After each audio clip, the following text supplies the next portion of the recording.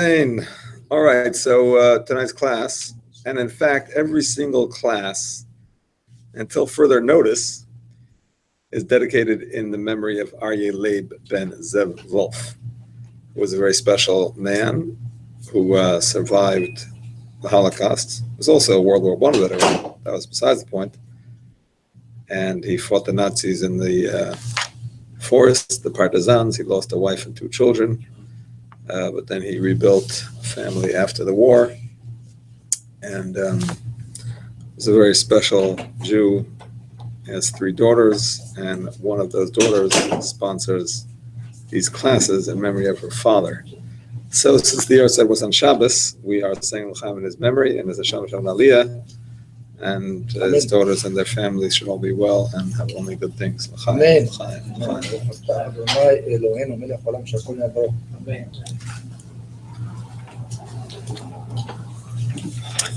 All right. With no further ado,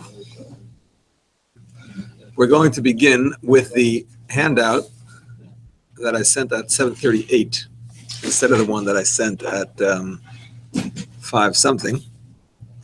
So I thought that I had sent it last week, but I hadn't. So if you didn't get it, I apologize. But I did send it now, so at least you'll have it for the future. And what it is just to go over some points about Chazara that we did not cover, but are discussed in the various poskim. Okay, so first of all, we learned that one of the conditions of Chazara is daita lahachzir, that your intention has to be to return it. Another rule is that it has to be oidaviyad, it still has to be in your hands, at least according to the Ramah. And Rabbi Akiva Eiger brings a question. What if somebody else takes it off the fire? Not you, owner. You didn't ask him to. Maybe you asked him to, but he misunderstood you. And he took the wrong one off the fire. So what is the halacha? Yes? But you're saying it different than the way it's written. You're saying that the person misinterpreted. It doesn't state that here. Either way. Well, there's a difference. Either way. Doesn't say where. What are you reading? Number 1. In this case, I didn't. The one I wrote, he didn't ask him to do it at all. He did it on his own. But the same applies if he asked him and he took the wrong one. It's the same thing. He didn't tell him to take that one.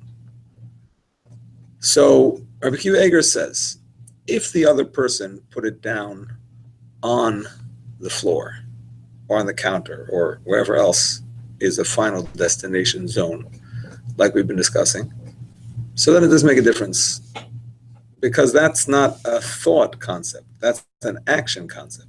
That doesn't depend on your thoughts and your intentions. That's the action. The action is done. No matter who did it, the action is done. So therefore, it's too late. Whereas when it comes to the intention, well, there, his intention is not my intention. And I'm the owner of the pot, even though he's the one that took it off.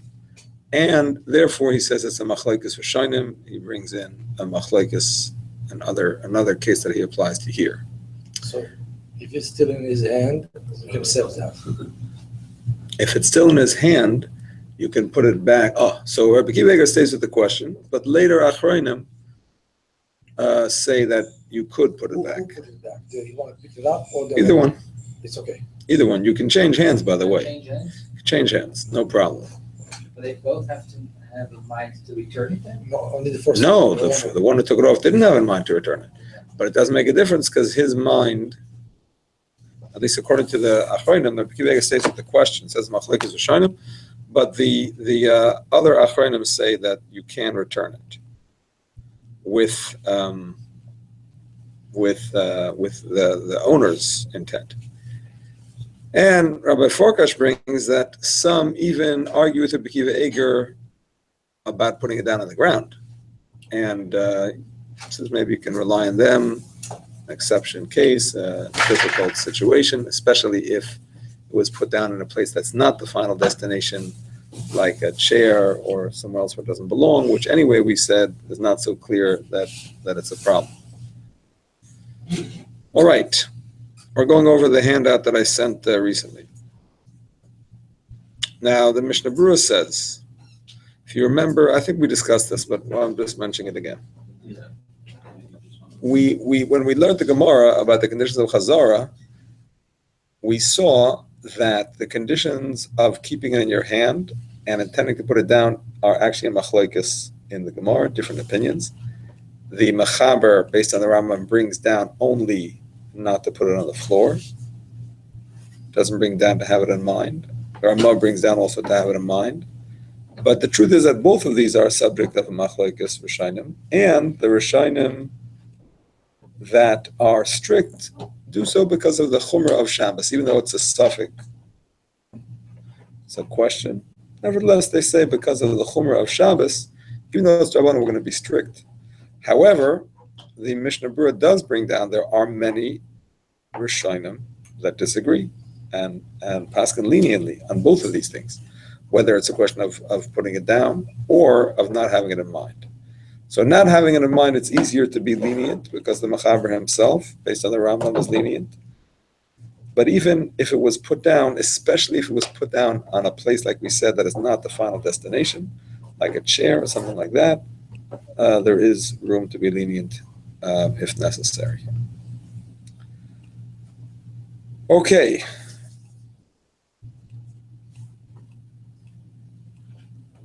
Okay, so this I already mentioned last week, but I found a reason for it, and therefore I'm going to mention it again. The Mishnah Berurah holds that the chumrah of Erev Shabbos, remembering that Tosfos holds that just like you have to follow conditions of Chazara on Shabbos, you have to use it, you have to follow them also for a few minutes before Shabbos. How many minutes? 15. Or the Nope. time that it takes to cook it. Exactly, the time that it takes to heat up that particular pot. That's correct. So the Mishnah Berurah says that this is only true about the condition of keeping the flame covered. It's not about the other conditions. You can put it down, intention, non-intention, transferring, no problem. So that's a chiddush. Not everybody agrees with it. The Magen Avraham does not. The Shulchan Aruch does not. Actually, the Mishnah Berurah quotes them also. V'yesh machmir. But the first opinion that he says, Bestam, the first opinion that he seems to favor, says that the only condition you have to keep on Erev Shabbos, even according to Tosfos, is keeping the flame covered. So that I already said last week, but I did not have a reason for it. I guessed that because those other conditions are subject of machlokes, so we don't have to be strict in the time before Shabbos when that itself is a machlokes. But I saw something interesting. The Shuas Yaakov gives an explanation for it. He says that just like you're allowed to return something that is not fully cooked, according to the Mishnah Berurah, again, you're allowed to return something that's not fully cooked in those minutes, because that's not a Chazara issue per se, that's a Bishul issue. And everybody knows you can't cook on Shabbos. It's only the Chazara that we're concerned with.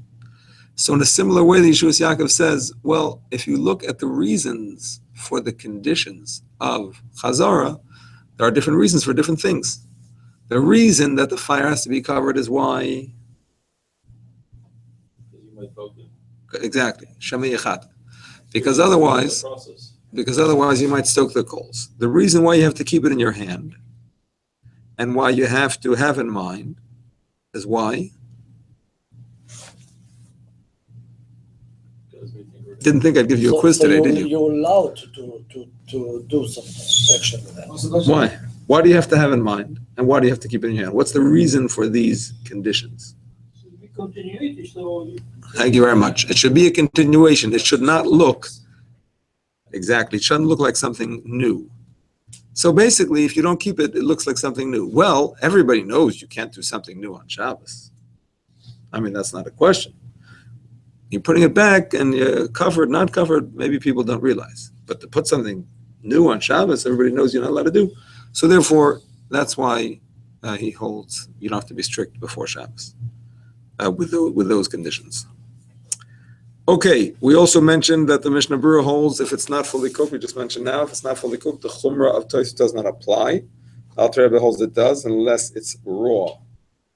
But if it's not fully cooked, then even according to Tosfos, you have to keep the conditions of Chazara. So, another little point that the Tosfos Shabbos adds, I couldn't tell you what the Tosfos Shabbos is, but he was definitely one of the major Achronim. One of the mid-range Achronim, like not very early, but not very late. I'll figure out his name. I think he was even before the Alter Rebbe.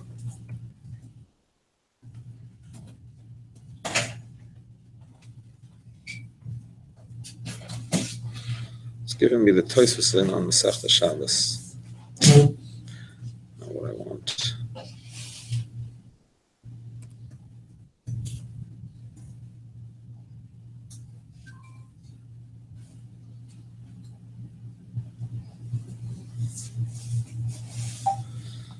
Okay. Son of Chaim Meisels and Devorah Meisels, Raphael Meisels. Doesn't tell me anything about him, but he was a direct descendant of the Ramah. He lived. That's in 1778, yeah. So he was a pretty early one of the Achronim. 1778? Yeah. So he passed away? Yeah.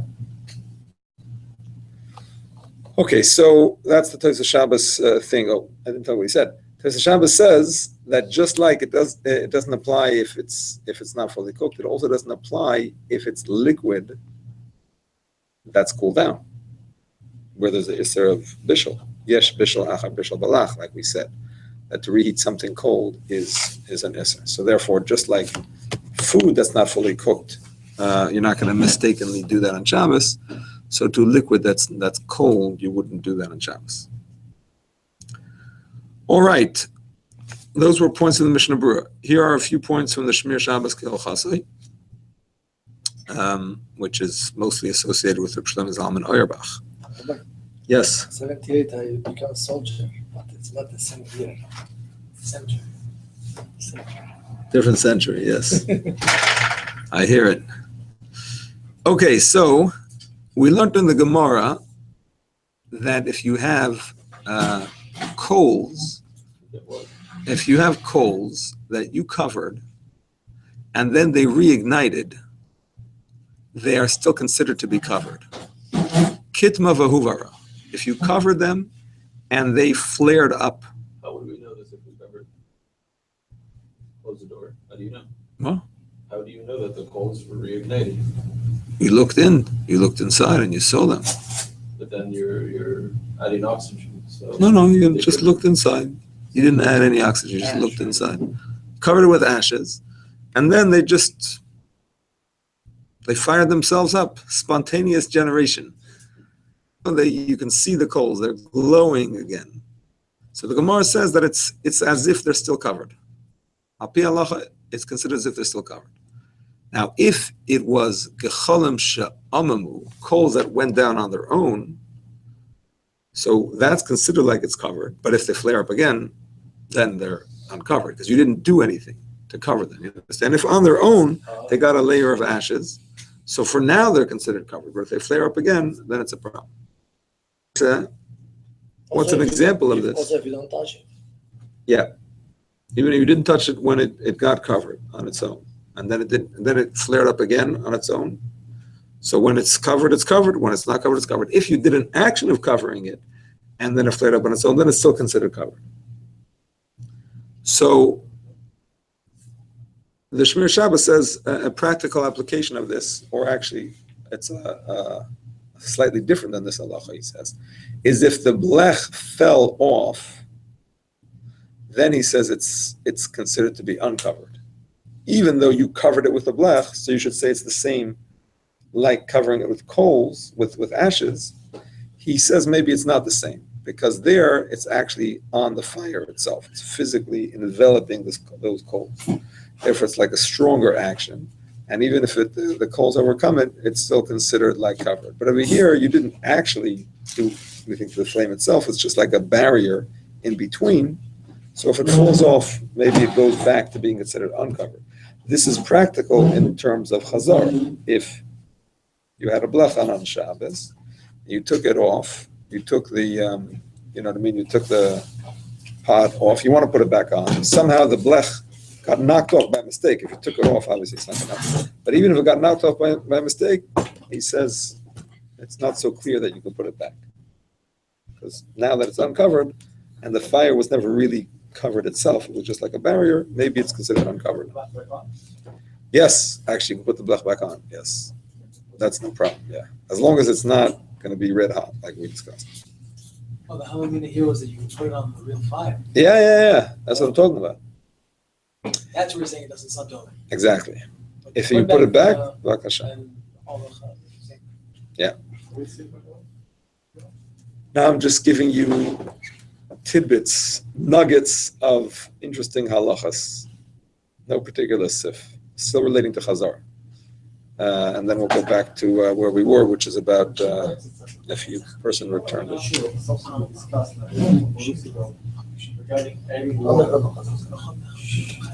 Adding water, yes, we'll learn about it.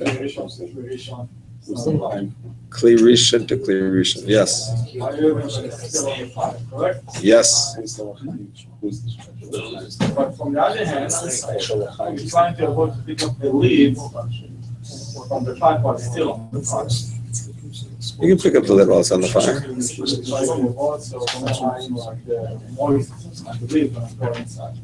No. The moisture that's on the lid is still hot when it falls in. That's no problem. Why not? Putting it back could be a problem. Lifting is no problem. Yeah. Arya Leben Zev Wolf is the name. Label vulture. Don't pick up the lid while the pot's still on the fire. No. I don't see why that's necessary. Even if it's not fully cooked, taking off the lid is not going to be a problem. Putting the lid back on is going to help it cook faster, but taking it off is not going to make a difference to it. Putting it back is a question when it's on the fire. It's water evaporates. No, putting the lid back on, some want to say maybe it looks like cooking because it helps it cook. If it wouldn't be fully cooked, it helps it cook. Maybe putting it back looks like cooking, even if it is fully cooked. Some question that. Okay. It's fully cooked. What's helping cook? No, maybe it looks like cooking. That's what they say. Just like stirring it on the fire, we didn't discuss it fully, but we touched upon it. That it's questionable if you're allowed to stir it, even if it's fully cooked on the fire, even though it's English lachabishal, but maybe it looks like cooking. So what's the real problem with liquid on Shabbos? What do you mean? If you don't add to it, it's just going to evaporate. I thought it's kind of. You don't add to what? I don't understand your question. Like the concept of burning the meat. It's the same thing. We're burning the water. If we're not adding to it, who cares if we stir it, if we put a lid on it or whatever, it's still evaporating. It's just evaporating faster. I mean, We're burning stirring water is not really what we're talking about when we're talking about looking like cooking. Water doesn't have to be stirred. When it comes to a cholent, if you stir it on the fire, some say that looks like cooking, even if it's fully cooked. And similarly, some say covering a pot on the fire also maybe looks like cooking because it would help it cook if it were not fully cooked. So therefore, they say it's also the same thing. What's the common like that? It's been a while since I looked it up, but I think our Forkash is lenient about that, about covering on the fire if it's fully cooked. I'm pretty sure. Okay. So here is an interesting point that I came across in the Shemir Shabbos. He quotes it from the Or Sameach. I did not look up the Or Sameach, but it's a very interesting point. He says the whole thing that we say that you have to keep it in your hands is when you took it off the fire because you wanted it to be off the fire. However, he says if you took it off the fire to transfer it to a higher fire, your whole purpose was to make it hotter, not to make it colder. not to serve it. You wanted it on the fire. You took it off on the way to take it to another fire. So then he says putting it down is not going to make a difference because it's not part of a process of taking it off. It's part of the process of putting it on. It's a big chiddush. I don't know where he gets it from.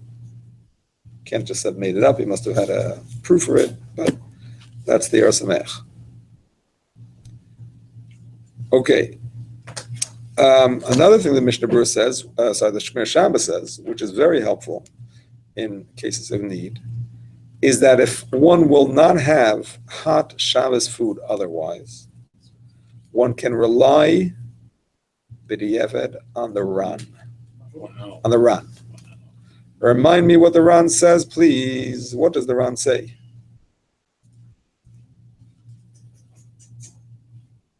I remember it was a chiddush. It was a chiddush. I remember it was Definitely. Oh, I hear something from England. Go ahead. What does the Ran say? No, not England. Anybody else? What does the Ran say?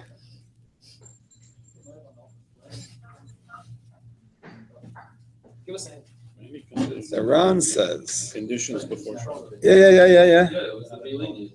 Be lenient, no? Give me the leniency. Welcome. Hi.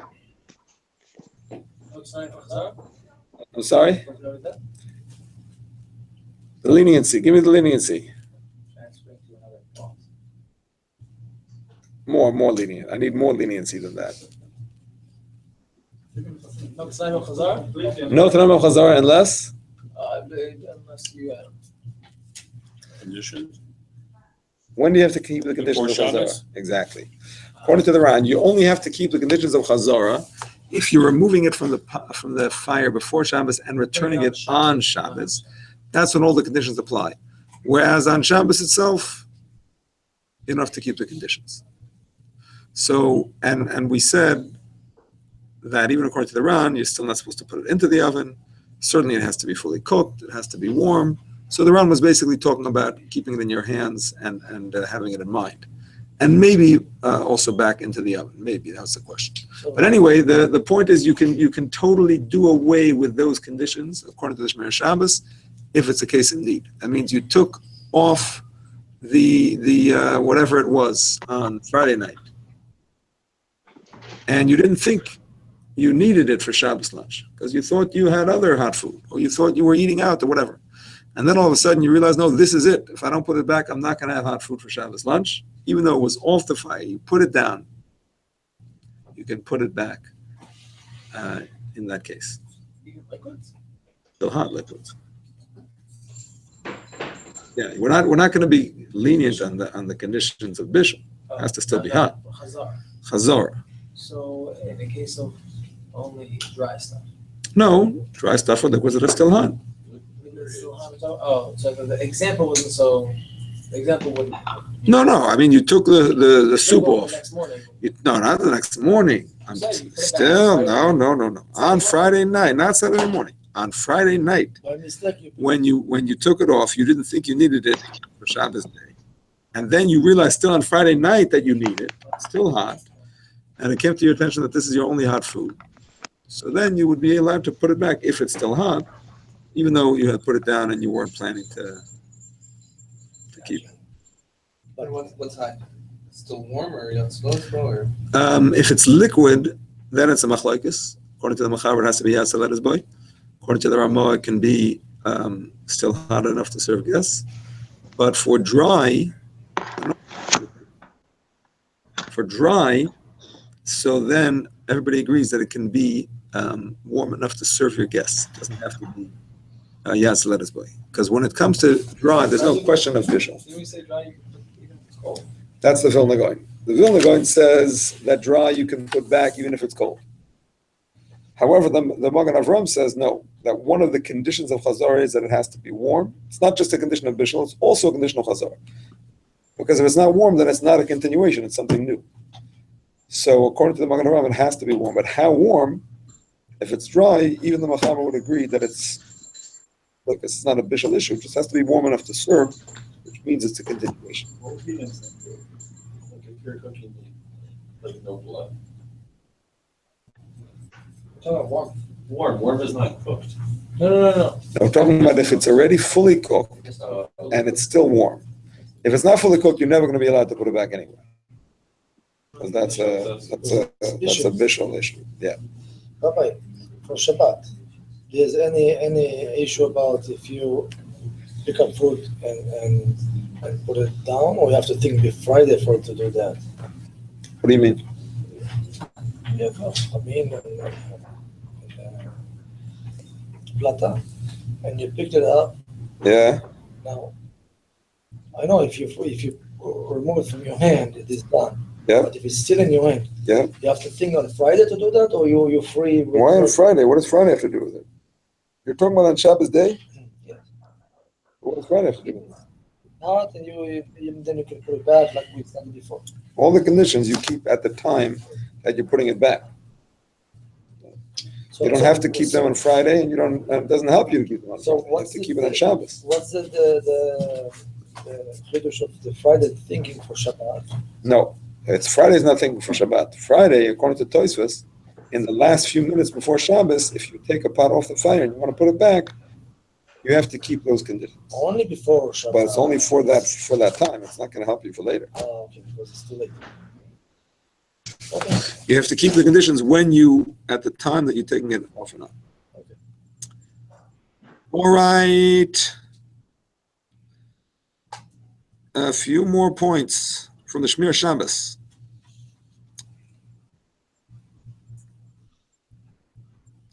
Okay, here's an interesting one. What if your fire under your blech went out? It went out. The gas oven blew out. You ran out of gas. The electricity blew. You had a Shabbos plata on a Shabbos clock, and you set the clock wrong. Whatever it is. Now it's off. Shabbos. Now, Before Shabbat, yeah, you have an Friday, Eruv. Saturday. You have an Eruv, and your friend next door has his plata. His plata is going strong. So, I mean, it's not in your hand. You didn't specifically think about putting it back. It's on Chazara, So the person has already been But taken it's still on off. the plata, Rabbi. but it's on Chazara then, because the plot is not hot. But Is it on the but fire or you off know, the fire? in your mind. Daniel, I need you It's on the fire, to but the put fire yourself went on down. silent, please, Daniel, if you don't mind. And you can unmute yourself if needed. Yeah, go ahead. I'm sorry, you have answers? I'm waiting for answers. Well, it's not So we Chazara, have to because you're not taste it. taking it off the same place and putting it back. Oh, no, that's It's Chazara. Chazara, That is Chazara. Taking it off you know? one and putting it back on another is Chazara. Although not every. Yeah, but the temperature dropped over here, so it's not hot anymore. No, I'm talking about if it's still hot. Still Okay, Yatzalet so as it's well. still hot. You realize It's right techni- away. So technically, the gas went out, but the Yetzelet is both still there. Yatzalet is still there. I do want to point out, actually, you said it's not Chazara. I do want to point out that it's not so clear that the Machaber allows this kind of Chazara. The Ramah brings down that you can do Chazara from one kira to another kira. The Machaber doesn't bring it down. Kud Yosef questions and says maybe the Machaber doesn't hold it because maybe Chazara has to be to the same exact one. So that is a valid point. But let's say, according to the Ramah, In which unopened flame would he not allow? He allows it. unopened. What do you mean unopened? The neighbor's one. So you had Oh, you two mean different yeah. platas. Anyway, a plata he doesn't hold his. Or black. Yeah, that's true. What would be his case? Coals and ashes. Coals that have been. Yeah, it's a theoretical question. It's a theoretical question. That's true.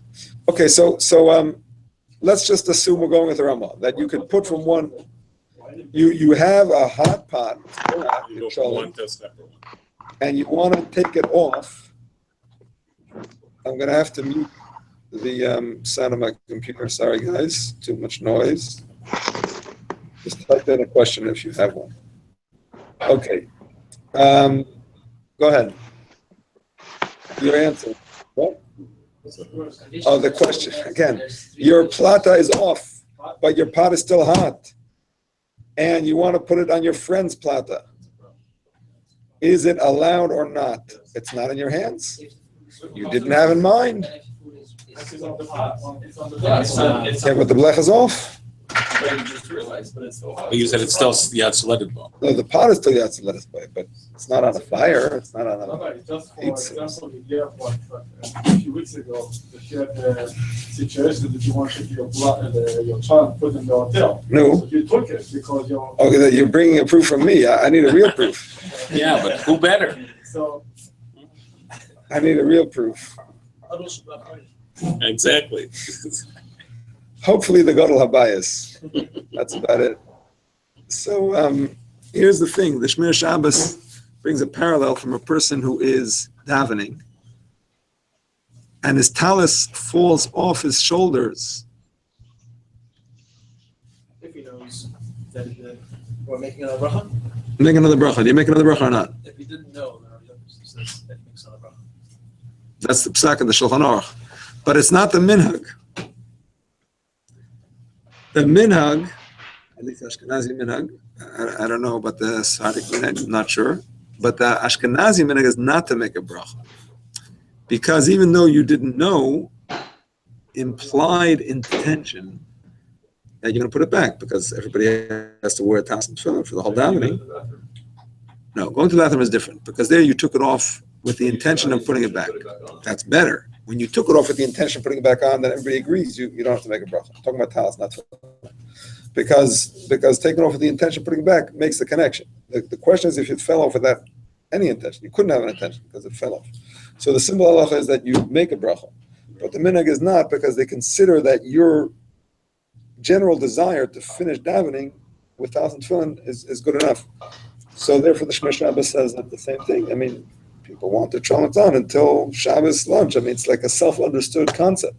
So even though it fell, I mean, it didn't literally fall, but even though it came off its situation, it should still be considered to be like it's still there, like you had the intention, let's put it that way.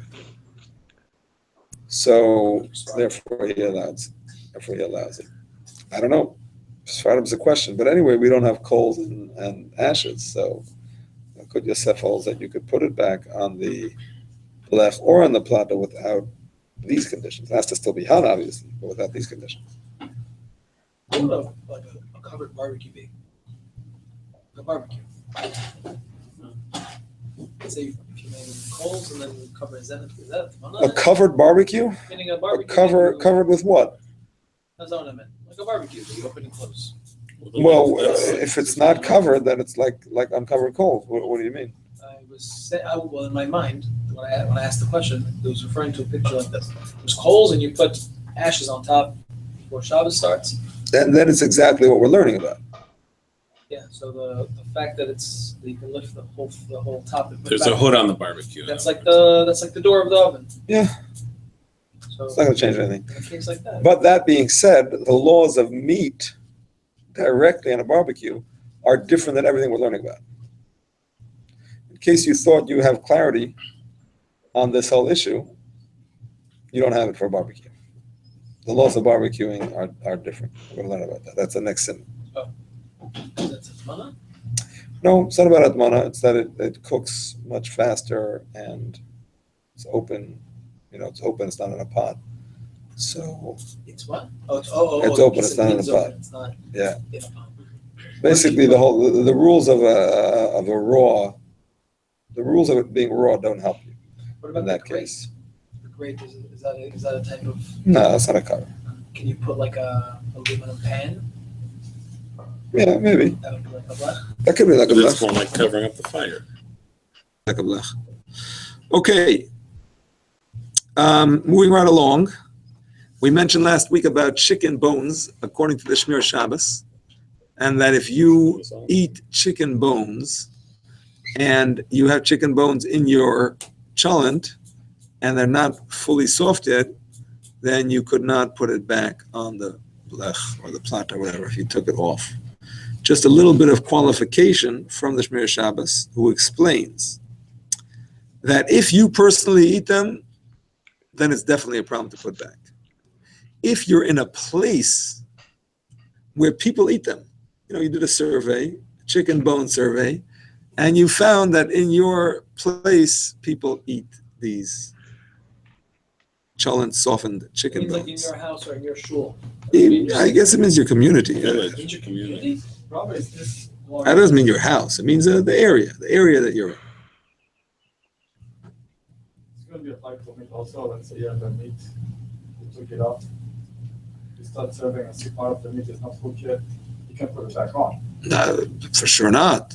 Even if you have all the time of the Chazara, you're holding it. For sure not. Sure not. The whole issue here is that chicken bones are not usually considered food. Nevertheless, if you want it, it's considered food. But if it's meat, everybody agrees you can't. Anything that is regular food, for sure you can't. No question. Depends what level though. I don't know, I forgot the terms or levels of cooked meat, but if it's all rare. If it's mevushal kol tzarka, if it's considered fully cooked, and you just want to put it back to make it So tasty, any bit of like rare, that's not kol tzarka. No, that's not cooked. it's not cooked. No, that's Michael ben Drusai. Some people like eating it like Michael ben Drusai. Seared, whatever. What's the terms? Medium rare? I don't know what they're called. I don't know Medium the rare terms. is not cooked? No, Cooked is well done. well done Cooked is cooked. Ah. Correct. Well done Even is if you cooked. don't eat well done steak. Okay. Interesting. You don't have to eat it, but Okay, you can't I put get it back on the fire. Yeah, I get it. Okay. In any case, if you're in a place, then you should still treat it like food, but he's not so sure about it. So he says you could be lenient in a case of a doubt. If you're not sure if it's fully cooked or not, then you can put it back. Okay, a few points on the Yalkut Yosef. We discussed last week that the ovens are not considered like the inside of a kira of those days, right? Because in those days you could not put into the inside of a kira. It was considered like something that had a high level of bishul. It was mechzek and mevashel. But we said that's only because there was an inside and an outside of the same implement, the same item had an inside and an outside, and therefore putting it in looked more like bishul than leaving it on top. But our ovens, which are separate than our stovetops, the Yalkut Yosef says it's allowed to put it back. Of course, there's the issue of covering the flame. That's another issue. But the Shmir Shabbos Kol Chassid disagrees. The Shlomo Zalman holds that you cannot put back into an oven. Covering the flame of what, the oven? Right. Could you say it's covered in the oven? No, you don't.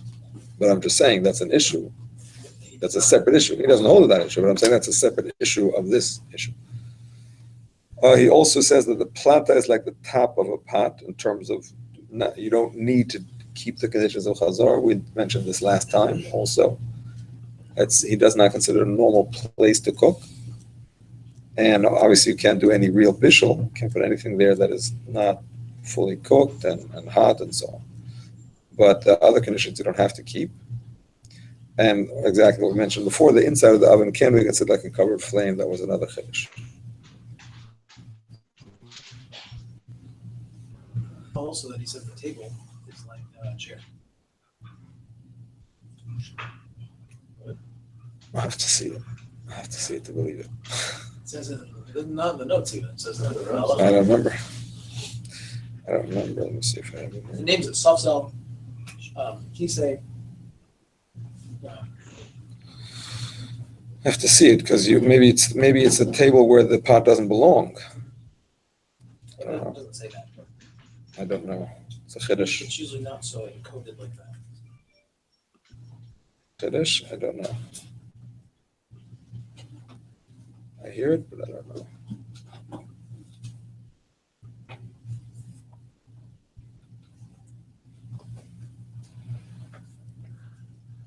Thumbs up.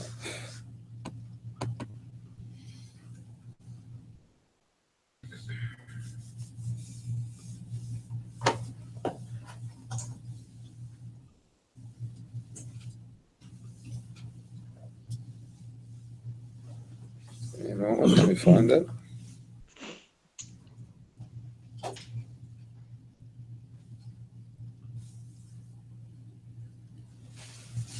אלא הניחו על גבי כיסא או שולחן או שיש במקום שרגילים לגזור שם את האוכל.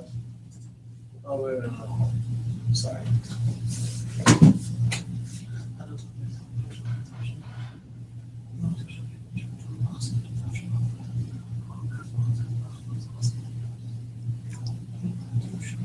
שלא הניח הסקדל על גבי קרקע, אלא גבי the key itself לשולחן יחד. Yeah, he says that.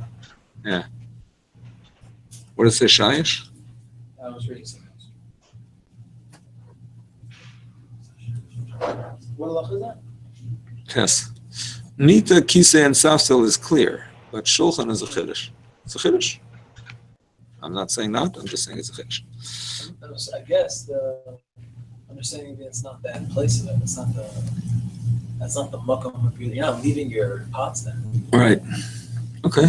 You leave your pots on the counter. You leave your pots as you stand on the floor. Right. Okay, I hear it. Okay, a few points from the Shabbos Kahalacha. One point that he makes is, we never discussed clearly, but he points out that all of the rules of Chazara have to be kept, even if it's Mestamik Baraloi. Even if what you're putting back is going to be kind of burning. Why are you putting it back? I don't know, because you just like burnt stuff. No, I can't say you like burnt stuff, because that's not we have to like. You put it back because you want it to be hot, even though it's burning or it's not going to taste as good. Nevertheless, the fact that you're putting it back, you have to keep all of these conditions. Another point is that a crock pot, since it only has one temperature, if it only has one temperature, is considered to be a covered surface in terms of putting it back. If you want to take pot out of the crock pot, the pot out of the crock, and serve and put it back, even if there's nothing covering whatever metal is giving you the heat in there, but if it only has one heat, then there's no issue. I have one. One heat? One heat. On or off, that's it. Wow. Yeah. So it's a small one. Bought it on purpose? No, I inherited it from my wife's grandmother. So, It's called crock pot? oh, but it's The concept. yeah, it's like it looks exactly like a crock pot. It's just small. Okay. I had two pots on the slab. Yep. The other one that said one is like chicken soup, one was like rice or whatever. Yep. And never mind to take the chicken soup off. And Yep. it off. It happens all the time. By mistake, you the wrong part, you do it wrong. Then you use the wrong food. Happens all the time. You're allowed to put it back and split it up. Rav Farkash says That's exactly. Rav Farkash says. Can you? Rav Farkash says that taking, I forgot to mention this before, taking off the wrong pot is the same as somebody else taking off your pot. Understand? We said before that Rekiva Eger says, if somebody else takes off your pot, once he puts it down, it's too late, because it doesn't depend on thought, it depends on action, and the action is there. But if you say it depends on thought and your intention, so nobody else can have the intention for me. I mean, he says it's a machlokes, but the Afronim asking that it's okay to put it back if somebody else took it off. So the same thing would apply to your own pot. If you took off the wrong one, once you put it down, it's a much more serious fight. Because the fact is, you put it down. Whether your intention was this pot or another pot, it's down. But if you still have it in your hands, even though you... I understand. Once you put it down, it's a much more serious shayla.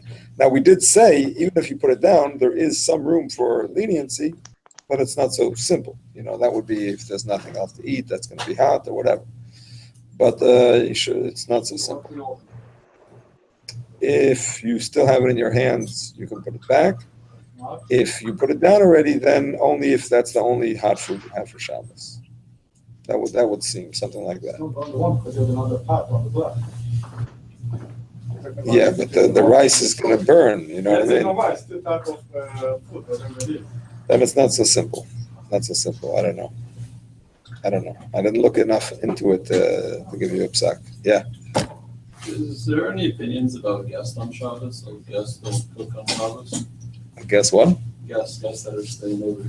Yeah. That they don't cook on Shabbos. What does that mean? When you said if some other person took your pot off. Yeah, But they don't belong in your kitchen anyways. exactly. So that's what we're discussing. So why can't that same person just put it back on? It's not like they're gonna now cook Well, up they the have to hours. keep Shabbos too. Yeah, but it's not their house. Doesn't make a difference. They're not gonna go back to your house and cook up Shabbos. That's The not whole- a. The whole idea, so that you're supposed to. It doesn't look like Shabbos, cooking. but you're gonna- That's no. Sorry, I no like, go, I like the scarf. no go. Sorry. Anyway, if he's a good guest, he'll offer to help you cook. Why not? What's the problem? Not on Shabbos, in a permissible way on Shabbos. Whatever way you're allowed. I'm saying the same rules that apply to you apply to him. A goy we're going to discuss today. Chazara with a goy we're going to discuss today. It's complicated. I mean, it's not complicated.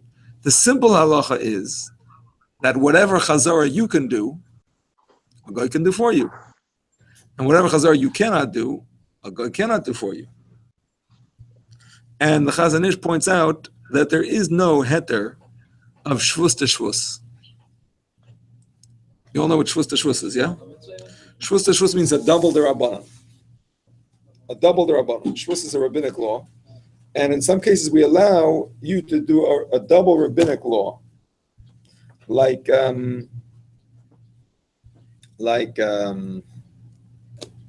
the air conditioning, if it's very hot. So it's there are according to many opinions, and you ask a guy to do it. Okay, if it's very very hot, then you can. I mean, it could be considered mamish sakanas nefashos. But I'm not talking about that. It's just uncomfortably hot. So it's a shvus to shvus. What if you have For- children? for, Is there more leniency? More leniency for children, absolutely. But I'm saying even if you don't have children, just the fact that it's a rabbinic law, with the fact that it's a goy, it's a shvus to shvus. So the Chazon Ish points out, we don't say shvus to shvus when it comes to a goy doing shehiyah or chazara for you. Because the issues of shehiyah and chazara are about you. Understand? You might stoke the coals. You understand? So therefore, the goy is doing it fine, but you still might stoke the coals. It's not going to help. You understand? So therefore, there's no heter to have a goy. We don't find any heterim where you can't put it back, but the goy can. What we do find, we're going to see later, is that if he already put it back, we could be more mekel b'diavad, because you didn't do the action yourself. He did it. He did it for you, with permission, without permission. We'll see. That's when there's a difference, but not lachatchila. We don't allow him to put it lachatchila. If he did it for himself, can you do it from him? Thank you. This is my story. Say it. If he did it for himself, why would a guy put something on a plata for himself that's over there? That's fine. Oh, okay, fine. I'll start, okay, that's fine. It would be very unusual. Maybe you put it on to warm up. At 3 o'clock, you want his food, you want to eat lunch. But That's not chazara. He It's cooked. cold soup. Is- Oh. He cooked, basically. Can you benefit from a guy who cooks on Shabbos? That's the question. The answer is no. No. Shema yarbe b'shvilai. Even if he did it for, Shema yarbe b'shvilai. If he knows you, there's a problem. Shema yarbe b'shvilai. If he doesn't know you, maybe yes. But if he knows you, there's a concern that he might add for you. have added for you. No, next time. In the synagogue, If you eat it this time you know he didn't. But if you eat it this time, maybe next time I'll add for you. in the synagogue, the rabbi, the goy is working over there. He's make a big pot for coffee. You allowed to drink from that? You talked about this No. with Basar L'Chalo, remember? On Shabbat? We Yeah, did touch yeah. about You it. brought it up. We did Yeah, touch yeah. upon it on Basar B'chala for some Rab reason. said he shouldn't drink it. Remember? Can't drink it. If the guy knows you, He's still doing this knows 2 the years people. later. I don't drink from Well, I that. know, but you, and 2 years ago, Basar I L'Chalo, don't you drink talked from about this I guy don't that drink was from that. making coffee at your show. yeah, you can't drink it. I thought you were gonna stop him, right? What is the problem? I'm not saying anything. He's because doing it's it for not you. my The job hot to water. say anything. If he heated the hot water, I'm you not the can't eat rabbi it. over there.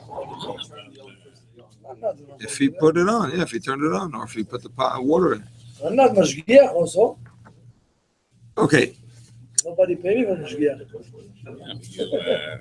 Yeah, נכון? All right. זה תקלה, you're seeing people. A few other it's a points. stumbling block. A few other points. אני Based, קטן לעומת הרבי. It's a takala. If you, Tell the rabbi. he's saying if he doesn't say anything, What's the difference? He should say between something, that right? and If not, it's a going from takala. the phrase? God can't turn a light on for you either. I thought that if it's discussed before Shabbos. You know, in the Torah, you know, when the Torah says, No. This is the Orthodox class, by the way. and the Torah said, when you try to teach somebody, you will take a stick and they give you a You head. need a guy to wash your dishes. So how do you have a boy work in your business on Shabbos? Your business? What? I thought. Where's the woman rabbi? Was allowed She to coming in work any on minute now. Shabbos. No. Rabbi, is there women rabbis that do this? I'm glad you're here. You're going to learn a lot of new things. If you have a non-Jewish business partner, I thought they can run the business. Business partner. He's not your worker. You have to It's his sell business, just like it's yours. Divest It's something else. ownership over Shabbos. not If the he's your profits, partner, it's all. then You it's have his to do a business, just like shtar. you. He's not working for you. Totally different. Okay. I'm sure even that has condition. Well, he has to profit from Shabbos. He profits from Shabbos, and you profit from the weekday. Sorry? And the Jew cannot profit from any of that. Right. That's the arrangement. And you need a star, obviously. But the maid, Yeah. the maid in your house, she can turn the AC, whatever she want to do in the house. It depends. It's also machloket too. Depends. Everything is depending. It's not simple. Everything you cannot do is a shaila if they can do. Maybe in some cases they can, but it's not simple. You need to tell them to do. They can do whatever they want. But it's what I'm For saying. you? Even then, No, even No, for themselves. for themselves, of course they can. But for you is a question. Even if you don't tell them, if they're doing it for you, you may not be allowed to benefit. If they cook for you, you can't eat it. Not cook, but Even let's if you say didn't tell them. That's Like it. if you say Even- it's even hot, with a you light, have to that's turn an the AC issue. on. she turned the light on. you can't benefit from a I, light. All right, my I friends. close my All eyes. right, my no friends. light. We're in class number 7, and you're in class number 47, or maybe But 147. 2 years ago, the guy with the coffees, he's still doing it. Who? No, I don't do it. I don't. Not you. Say something. All right, my friends. אני לא יודע אם תקנו את זה. זה תקלה. You have to say something. This is a guy who- אני לא יודע אם תקנו את זה. Okay. אז וחלילה. Okay, this is something we maybe we touched upon, maybe not, I don't remember.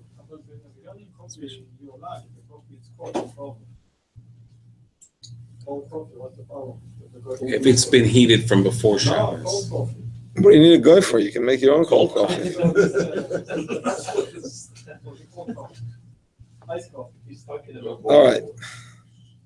Okay, so based on the rule that whenever you want to put something on a fire, it has to be gerufa, the Shabbos Kalacha brings an interesting point. You have a Shabbos urn, which is boiling out, and the water is running low, and it could damage the machine.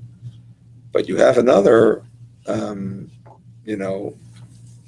pot with water, and you want to follow the conditions of Chazara, and add water from one pot or urn to another one. The problem is, if the one you're adding to has a temperature gauge, Temperatures. so you're basically adding it to a non-gerufa fire, to an uncovered flame, which is a problem. That was the whole thing about adding water to a cholent, according to Ashkenazim who do it and so on, is only if that is on a covered fire. It's on a plata, it's on a blech or whatever, but not never to an uncovered fire. So the water in the urn is on top of that metal, whatever it is that heats it. That's like an uncovered fire. So that's an interesting point. Okay. Another point is that he says if you took something off without any kavana at all, you cannot put it back. You have to have a specific intention to return it. It's not that you can't have an intention not to return it.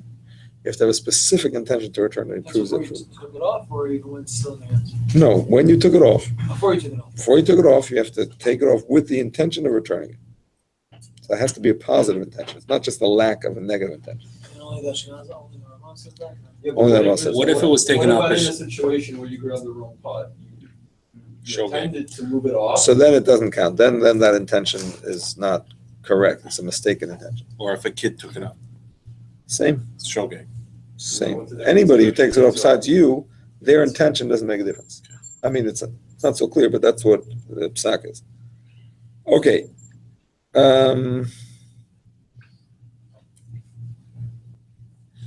If a child puts it on the floor, you allowed to put it back on? No. It's hot, how can you pick it up?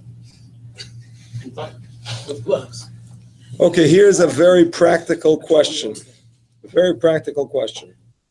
You take a pot off the fire because you want to serve it to your guests.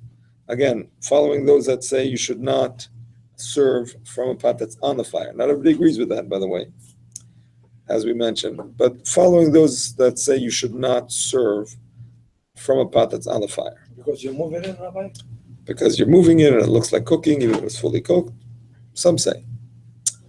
So, you took the pot off the fire. You want to serve it. It's very difficult. Holding, serving. So what if you put it down on the counter, I'm not sure. wherever, and you hold it with one hand while you serve with the other?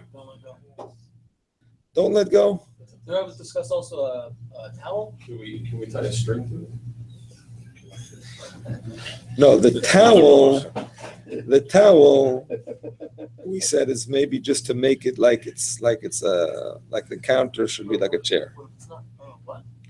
If there's a towel there, it's just to make it like it's on a chair. That's the same thing of what we're discussing. It's still a chair. It's still the same. It's not the same. Some say you can't put it back from a chair. Some say it has to be in your hands, mamish in your hands. Oh, That's not what I'm going to saying. reach the chair? No, that's a baya delay ifshita. The Gemara asks and doesn't answer that question. So the Magen Avraham says you should be strict. Mishnah Berurah says maybe you can be lenient if necessary, but it's not simple. It's not simple. The Gemara asks it doesn't answer it. So anyway, the point is that, so basically we have machlokes achronim here. The Rav Moshe Feinstein holds it's enough to put your hand on it. It's like a hecker. You don't have to hold it in your hand. You can put your hand on it. Makes it very easy. What about the string? Rav Shlomo Zalman Auerbach, however, holds no. You don't hold it like on the counter, so it's not going to hold it going to fall. Rav Shlomo Zalman holds that that's what it is. You have to actually hold it, has to be in your hands to the extent that it would fall if you're not holding it. Which is how we define it, by the way, when it comes to standing in other situations. When we say you have to stand for Shemoneh Esrei, if you're leaning on something in such a way that if that thing would be removed, you would fall, that's not called standing. That's called like almost sitting, basically. So that's you what don't it is allow here. the counter and hold it like that? Or you do? No, you have to hold it in your hands, There. in the air. Or what he says No, is, the Amida. The Amida when you pray. sorry? Not about but Shemoneh Esrei. Oh, nice. The stender, you could put your hands on it, but you shouldn't lean on it. You shouldn't lean on it. Okay, you should not go like that. No. But Shouldn't you lean can on it. put your hand. Put your hands, not lean. Don't take them out. Okay, so Rav Fokash brings that maybe, What's happened if your bag, I'm sorry to interrupt you, if your bag is hurt, and then you can stand. it's better than sitting. So then you can help yourself. Right? It's better than sitting. If necessary, a person can even damage when they're sitting. You know what I mean? If you can't. Okay. Rav Fokash suggests that if it's a very heavy pot and it's difficult to hold, so maybe it's enough to just hold it partially, because the fact that you're putting it down is not a sign that you want to put it down. It's just a sign that it's too heavy. You can't handle it otherwise. You know what I mean? Normally you put something down, you put it down because you're done with it. But if it's so heavy, then it looks more like you're putting it down because it's heavy. It's not like a sign that you're finished. Anyway, he brings us more room for leniency. You can pass hands. Yeah, passing hands is no problem. Pass it in without let go of the first one, or you can let go and hold the other one. I'm sorry? When you pass the hand, like you have to hold first the second one and then let go, or you can let, doesn't matter. Doesn't matter. Okay, so here's something I don't think we discussed last time. We discussed the fact that according to the Magen Avraham, I'll just say this. According to Magen Avraham, you cannot also transfer it from one pot to the other. Because again, it's a bayad le'if shita, the Gemara doesn't answer it. That's at the Alter Paskins also. The Mishnah Berurah is lenient. What's the reason pot from pot? Because again, it looks like a new hazar. Once it's in a new pot, it's not how it was on the fire, it's something new. But what's the reason you changed the pot from pot? Why did you A change? little from bit pot to more pot? to the other one to put together? It was overflowing, you needed a bigger pot there. That's it. There was too much in this pot. You needed to put it some into a smaller pot. I don't know. Oh, okay. Or let's say you most of it you need for now. There's only a small amount that you want to put back on. So you want to take the big pot off the fire, leave it off the fire, take a small amount of the food in a little pot and put it back. So the Magen Avraham, the Alter Rebbe Shulchan Aruch holds you cannot. And what's happened? The little pot eats in the plata or empty. What does that help? It's hot.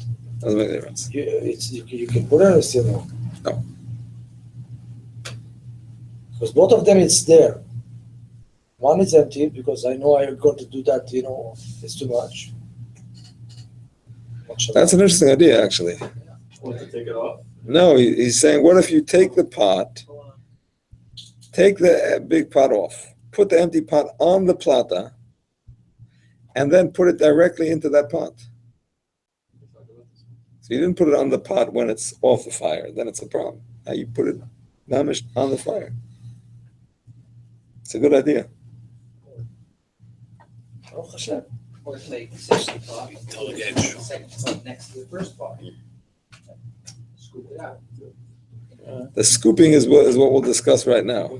Scooping we'll discuss right now, but pouring, I think, is a good idea. The scooping is as follows. 1 second. Ronnie, you were going to ask? Yeah, let's say you took the pot off, you're holding it, so you prepare a few serving plates to the guests. Uh-huh. It looks like you prepare one plate too much, you want to put it back in the pot. No good. You can't put this back in the pot, you put it back on the plate. Can't put it back, no. Even the Mishnah Berurah says you can't do that. Even if you're still holding, you have multi-time No. of this pot. To put it back in the first pot, even the Mishnah Berurah says you can't do. Dry food, Can't do it.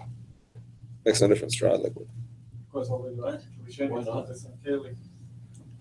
It's not the same candy. You put it from pot to pot. If it's not so lettuce and it's dry, why not? If it's, The rules of Chazara apply to dry and wet. What do you mean? I can understand liquid, because it changes. Liquid and solid is only about bishul. The rules of Chazara apply to both. You understand? There's rules of bishul, of cooking, and there's rules of putting things back on the fire. It's not on the fire though. He says it's at the table or somewhere else. No. He said, let's say you're serving the soup, and you want to put the soup back. So somebody's holding the pot, and you're serving it into bowls, and then you realize there's an extra bowl. So you don't need it. You want to put it back into the pot, and then put the pot back on the fire. That was the question. So then how can you put the ladle back into the pot? There's food on the ladle. I'm going to discuss ladles in a moment. The point is you cannot put the bowl back onto the pot and then the pot back onto the fire. Once you transferred it out, you can't put it back in. What happens if you hold it and you tend it to go, but you pour it and a zalachat, and you can put that back in the pot? No, that's what you just said. Can't. Not in a pot. No. In terms of using a ladle, so a ladle, matzeket. So actually, there is a machlokes, rishonim even, about the status of a ladle. Does a ladle have the status of a kli rishon or a kli sheni? Yes? Because you reach into it. You put the ladle into the kli rishon. When? Whenever. While it was on the black? On the blech, off the blech, whatever. You put it into the kli rishon. A general thing. I'm saying this is not just about this. This is about koshering, for example. Can you kosher, within a ladle, or can you pour, if you want to kosher by pouring, can you pour from a ladle? A lot of questions about ladles. Does it have a din once you put it into the pot, so now it gets heated from the same heat as the pot? On the other hand, it wasn't actually on the fire, you understand? You put it into the pot, so it's not part of it's not the actual pot that it was in. It's a machlokes. Machlokes, clear and cliche. We had that machlokas in Basar Mechalov. When you take it out, that's the question. When you take it out, does it become a cliche? Or is it a clear? That's the machlokes. That's the machlokes. That is a machlokes.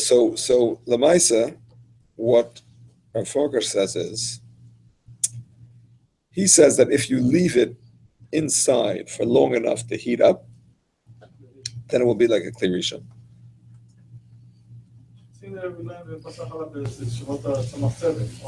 Yeah. Yeah. And you can continue to serve with that. No, I'm not talking about serving. Yeah, the point is that the liquid in that is still considered to be in the clear rishon. But when you take it out and you serve empty, now it's question if it's cold. And then put it back. What's happened now? That's another question. But first of all, he says the small amount of liquid that's on the ladle is not considered chazara, because that's such a small amount. That's not, nobody sees that as looking like cooking. That's just a little small amount of liquid. In terms in general of liquid, putting back those drops, as long as it's yatsa lettuce boy, it's for sure not chazara. According to the Rama, as long as it's hot for the guest, it's not chazara. If it's colder than that, then it becomes an issue. Now, some say that whenever it's very small amounts of liquid, it's not an issue of bishul because it's so small, it's not important, it's whatever, and therefore they're lenient. And this also has a practical application every Shabbos. If you're making a coffee using a klisheni, and you wash that, that's why I'm so ask you. so the first cup that you use, you want to use it a second time. It has some droplets in it. Are you allowed to? Do you have to dry it? So many Achronim say that those small droplets, they're so small, they're insignificant, it's not considered cooking. So those that would hold it there would hold it here also. I'm working very hard to dry it. I squeeze the cup. Yeah. There are many No, I don't Achronim. need to worry about that. I'm not telling you not to. I'm just saying there are many Achronim that don't worry. So I continue to do the schita, Rabbi. What is it? Schita is another problem. The Shabbat. Squeeze what? The cup. Oh, okay. When I wash the cup, So before I take the coffee, so I have to try it. Okay, so the rest of the handout I think is basically clear. We discussed yesh b'shalach bishul, ein b'shalach bishul b'yavesh, yesh b'lach. The rest is just helpful just for you guys to know. And finally, no class next week. Sorry about that. What's happened? Shavuot. Shavuot. Figure it out. I brought a bucket for water, Rabbi. Okay, David says, 2 weeks ago you were discussing if a woman brings in Shabbos early, does it need to be halfway a third cooked before the time when she brings in Shabbos? Or is it okay to be halfway cooked by the later time when Shabbos comes in for most people? I'm still unclear what the answer is. Anybody? She takes it in. Question. When a person brings in Shabbos early, does it have to be half cooked by the time they are taking in Shabbos, or can it be half cooked by the time Shabbos comes in to the rest of the world? It's what they take. Didn't we talk about that? And then Hatar and Nadarim, so you can make a change. It's the. Ronnie says Shabbos comes in. Michal says when she takes it in. Anybody else? The wife. Compromise? The wife is There's the a most important. differentiation in two different cases. We said two different cases. Yeah, that's true. The wife, she's the That's true. It seems clear that it's actually from the actual Shabbos. Even though you could argue logically it should be from her Shabbos because it's about her and her guests. Wasn't that and the her whole meal. issue with Hatar and Nadarim? But if you can make the change if you wanted to not take Shabbos in yet, so you can. So you could dove it again if you order. Not the no. No, I don't know how that affects this. No. I mean, maybe we mentioned Taras Adar, but I don't know if that affects us. It goes by when Shabbos comes into the world. They didn't, even though logically you could argue that it should go by her Shabbos, but they didn't make exceptions. They made blanket rules. If it's half cooked when Shabbos comes in, it's okay. How about if the community takes it in early? Same thing. Same thing. Same thing. And there's even a svara to it, because what's going to happen? They're going to be nervous at that time that it's not half cooked. They're going to be nervous about it, right? Well, then it's not Shabbos anyway by Torah law. So it's like a double decree. Even if they would stoke the coals then, it would only be a Darabanan. It would not be a Torah violation. We did say a case where it starts by her Shabbos. Exactly. What was that again? Rav Vosner wanted to suggest that by raw meat. And when it says if you put raw meat in, then it's okay because it's not going to be ready on time. But what if you're taking in Shabbos early? Has the raw meat going to help? Because by the time Shabbos comes in, it's not going to be raw anymore. So there he says, well, by her Shabbos. Maybe it could be by her Shabbos, because the whole thing is that she is removing her mind from it, so she'll remove her mind from it based on her Shabbos. Okay. Before we continue, I'm going to go over the sheet that I sent out a little bit earlier this afternoon, called Improper Chazara and Chazara. And we're going to learn the Gemara in Masechta Shabbos, Lamed Zayin Amud Beis and Lamed Ches Amud Aleph. Which one was this one? The first one? The first one, yes. And then we're going to learn 3 interpretations of it. And then we'll go to the Shulchan Aruch and see how it all applies. Okay, my friends, the Gemara says, Rav Chia bar Abba was asked, what if one forgot a pot on the stove and thus cooked it on Shabbos? Of course, he didn't literally cook it on Shabbos. And thus it was cooked on Shabbos in a forbidden way, because the flame was not covered, and the food was not allowed to be left there. Either according to Hananya, it was less than half cooked.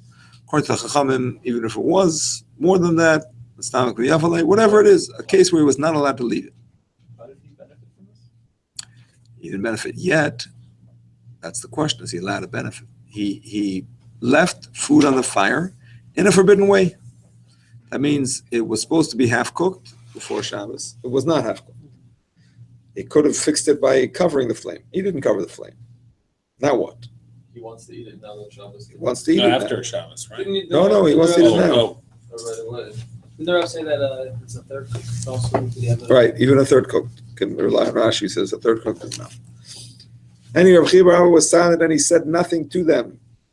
On the morrow, very fancy English here, he went out and lectured to them. If one cooks on Shabbos unwittingly, he may eat it.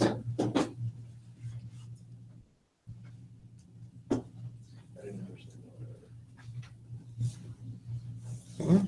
He may eat it? Was it a mistake? What Gemara is this? It's not 1 second. Shniya. it's a Saduki. yeah. No, actually, It's not a Chavana, but They wouldn't be so cooking at all. you know, Yeah. and it's not Bishul, really, you just, So he put it on raw, I'm assuming, right? And just forgot about it? Okay. Yeah, the translation is correct. Let's see. So what he said is, here was his answer the next day. If one cooks on Shabbos unwittingly, b'shoigig, he may eat it. B'mezid, deliberately on purpose, he may not eat it. but the guest, yes. And there is no difference. V'lo shna. What does it mean there is no difference? So now we have a machloikis of the Amayroim, what it means there is no difference. The first one. Here's what it is.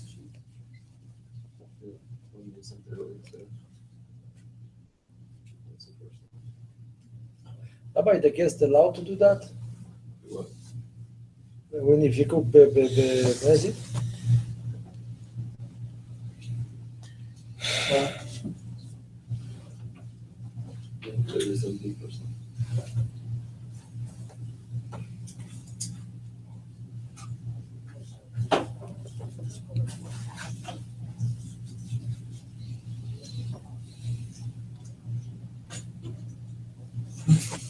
Okay, listen carefully. 2 opinions on the pshat here. So there is a machlokes about a person who cooks on Shabbos, chas v'shalom. Actually cooks, not a forbidden shehiyah. Actually cooks on Shabbos. This was in my weekly email, which you should all be getting. Very good. You should. I didn't put you on? I have to put you on. Okay. So, in general, a person who cooks on Shabbos, chas v'shalom, there is a machlokes what the status is of that food. The opinion of Rab Meir, which is how this Gemara is going, even though it's not the halacha, one of the most opinions. The opinion of Rab Meir is if he cooked on purpose, then neither he nor anybody can benefit from it on Shabbos. After Shabbos, yes. If it's by accident, everybody can eat it. Him, everybody, no problem. That's not the halacha. Rabbi Yehuda is the halacha, much more strict. An accident, putting it next to an open flame. No, forgetting it was Shabbos. He forgot. Got up in the morning. He was so tired, he put up the water to make a coffee before he even realized it. We turn on the light by accident. Yeah, the light has nothing to do, but I'm saying the food, can you eat it or not, is the question.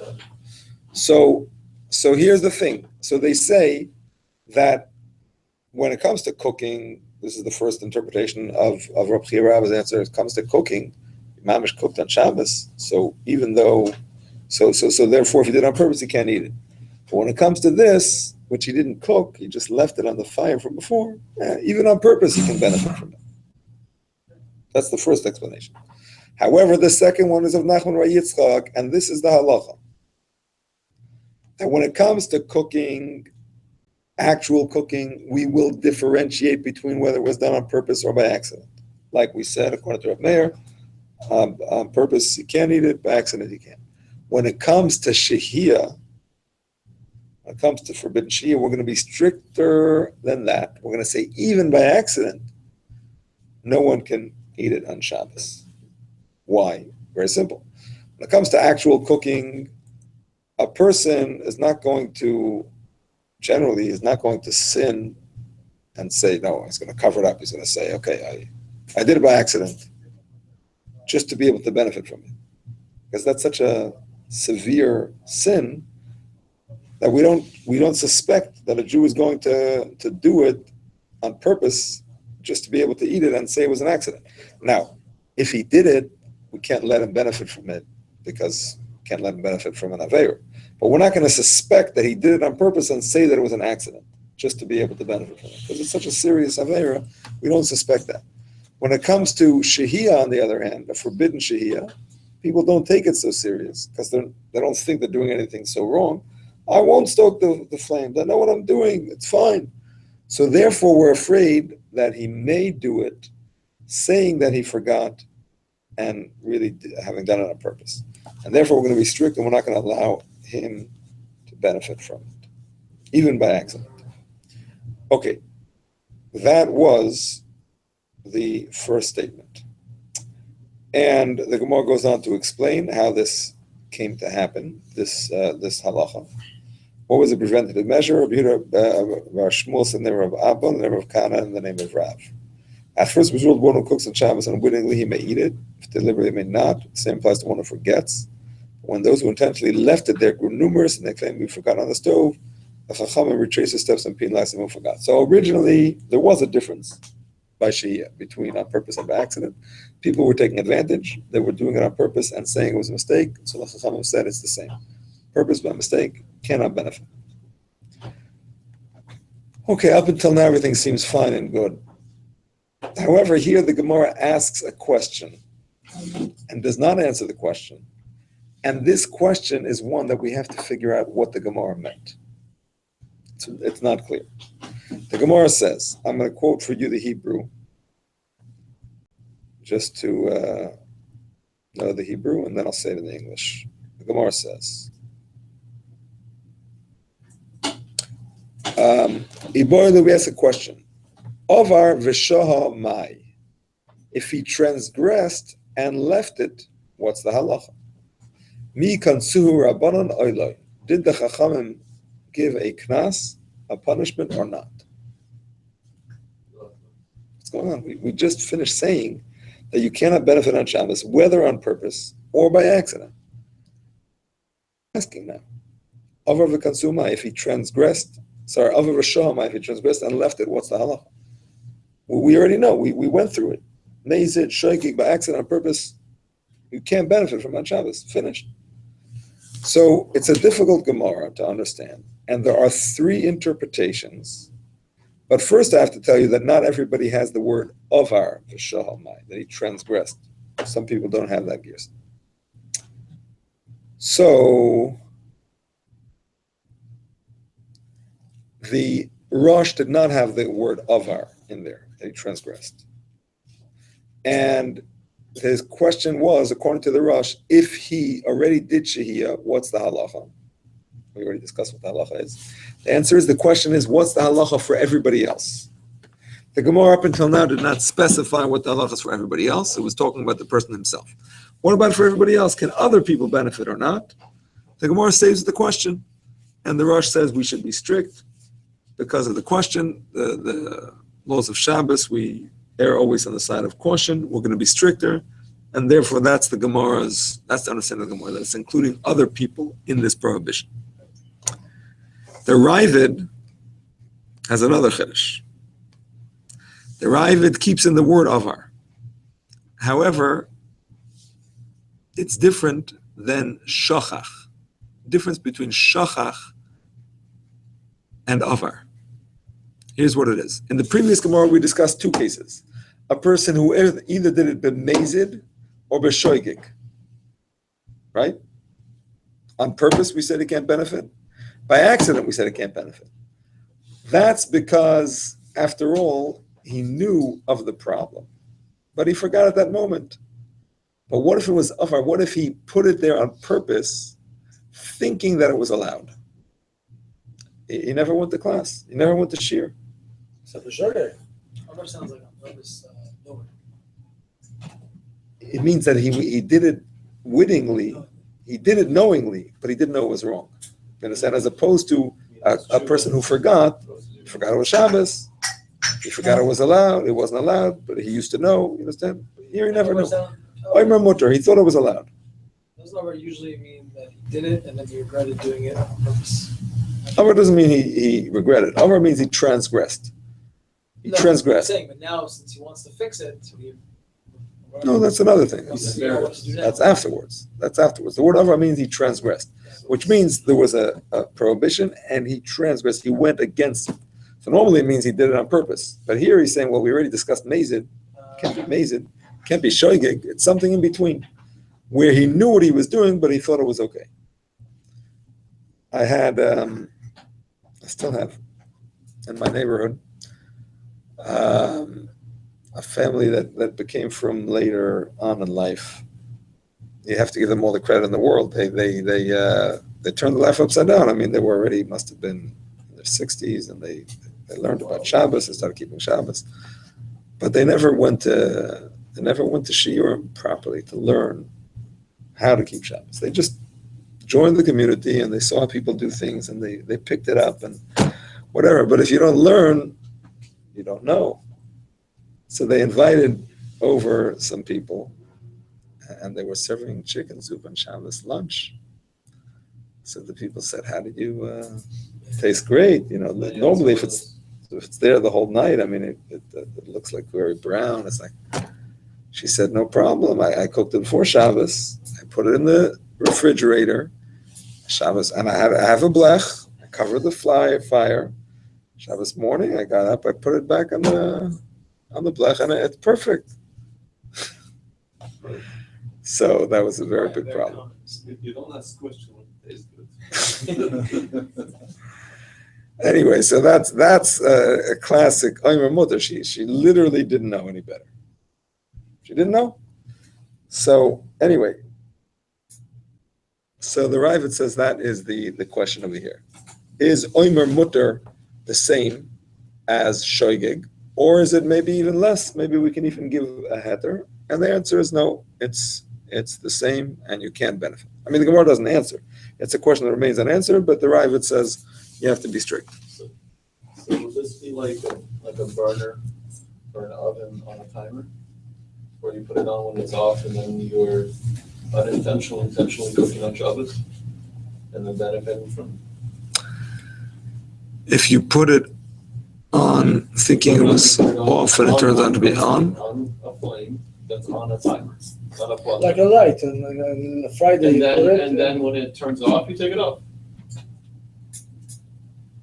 What's the question? If you cooked with a timer, is that your question? Yeah, but not on a plata, on an open flame. Something I can reach, yes, let's go. What kind of flame, what kind of plata is it? Because then you're cooking on Shabbos. We're talking about cooking something, not something that's already been cooked. Oh, I mean, it's. That's what I said, It's raw, that, you're cooking. yeah, you have the intention to On do it. Shabbos? Yeah, but you put it on when it's off. On Friday. It's like too Friday, complicated. like for the That's too light. complicated. complicated for this class. Sorry. Raw? Raw? No, it's definitely not allowed. What would be the question if it's raw? It's not a question. It's definitely not allowed. But it's not a. It's not an issue I deraisa. never said it was raw. It's grum. It's cooked already. Raw, you eat it on Sunday. No, he's talking about if he put it on, but it didn't turn on right away. It wasn't on. It was on a timer.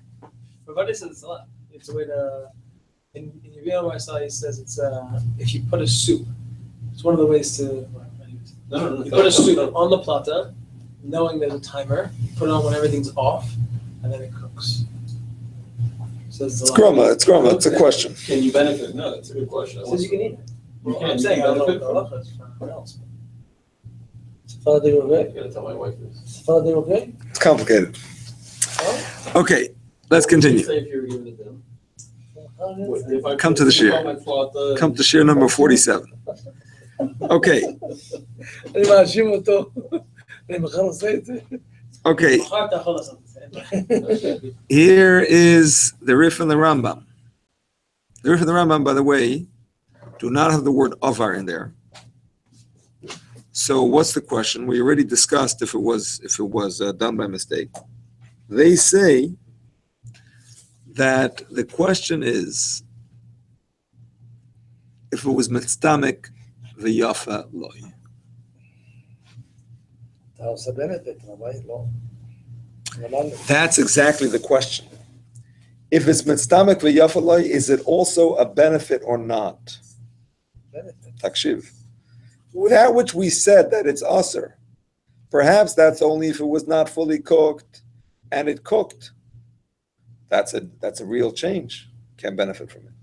But if it's only mitztamek v'yafaloi, it's already cooked, it tasted a bit better, big deal. Maybe that should not be usher.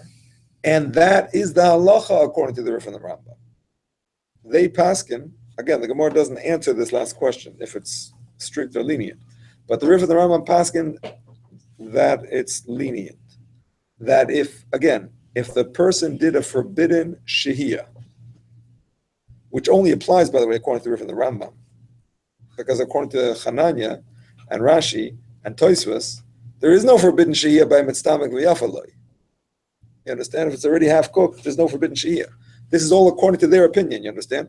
According to their opinion, that there's a forbidden shehiyah, even though it's mitztamek v'yafaloi, because it's long until it's mitztamek v'raloi. You can't do shehiyah.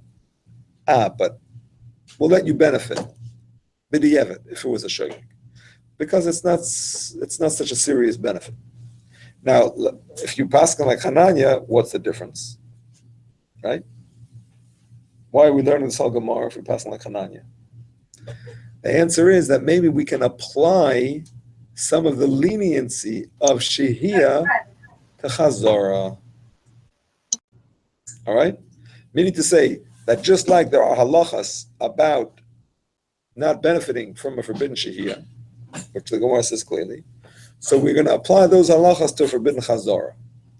And just like here, there can be leniency by a Chazara, by a Shehiyah that is not actually cooking it, but is only making it taste better, maybe the same thing can be applied to Chazara as well. Okay? That's why we learned this Gemara, so that you know what the basis of the discussion of benefiting from a forbidden Chazara is. All right. We are going to learn the Mechaber and the Ramah first, and then we'll learn the Shulchan Aruch Harav about forbidden Shehiyah and forbidden Chazara b'di'evet, what to do b'di'evet.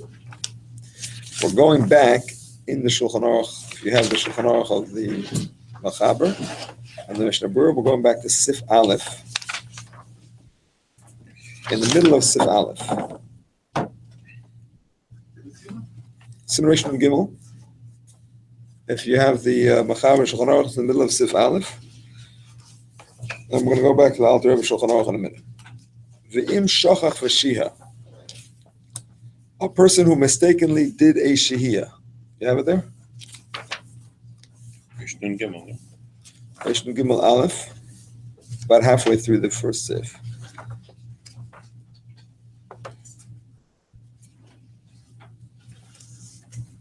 Yeah. It's only a few lines. You can listen. Okay. V'im shachach v'shiyah, a person who forgot and did a forbidden shihiyah.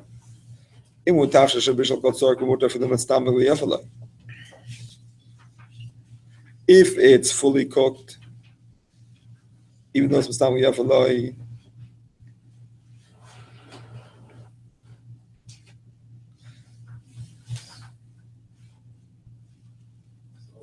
mutter, then it's allowed.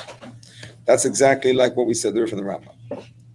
Again, the Mechara Paskin is like the Chacham, so that's what he has to say there.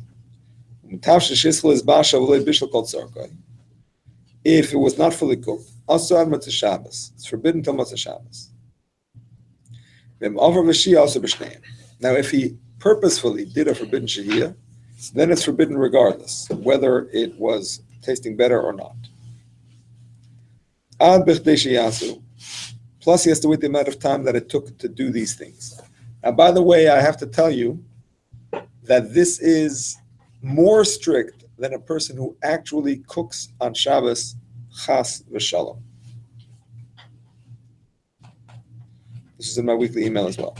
A person who cooks on Shabbos, chas v'shalom, there is no concept of bichdei sheyasu.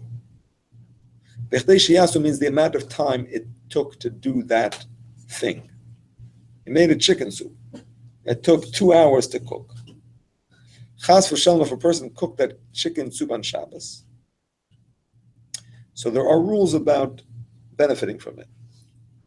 I'll just give you the bottom line halacha, even though it's a machlokes. But the bottom line halacha, according to the Mechaber and the Shulchan Aruch and the Mishnah Berurah, everybody agrees besides the Vilna Gaon, who has a whole nother take on it. But according to most poskim, a person who cooks on Shabbos, the rules are as follows.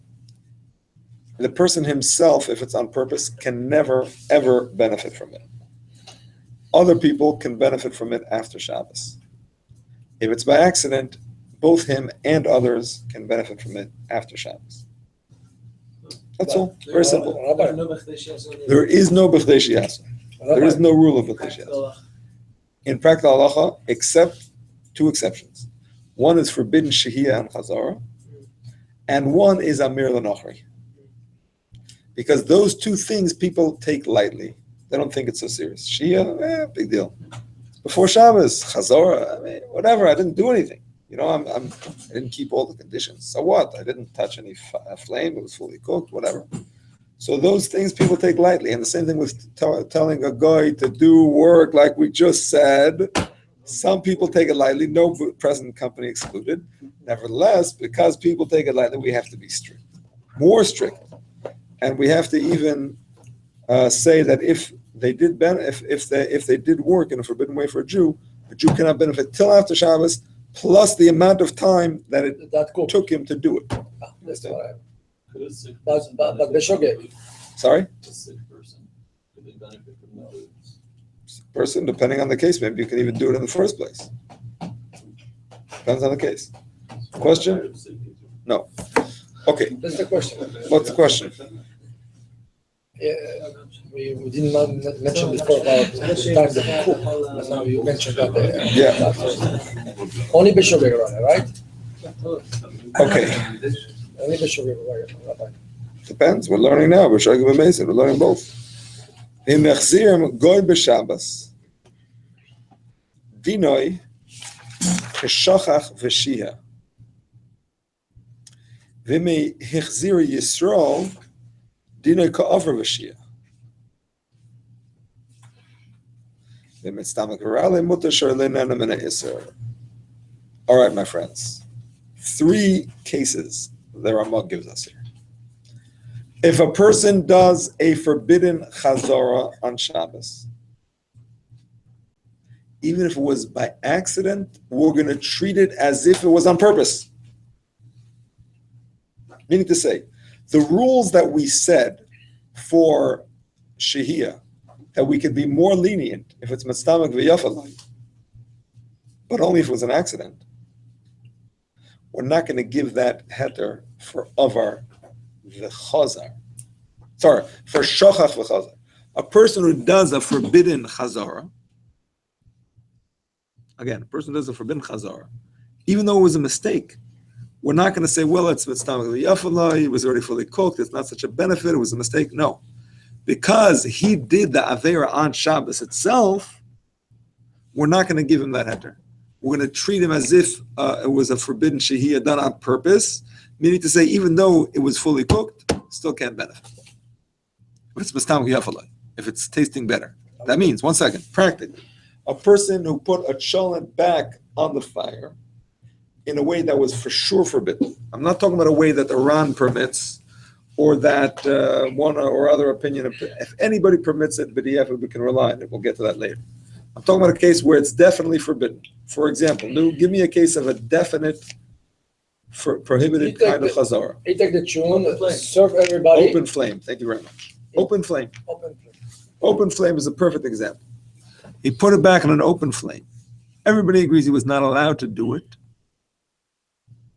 So even though it was a mistake, if it was mitztamak v'yafaloi, if the cholent got better as a result, he cannot eat it until after Shabbos, plus b'chtei sheyasa.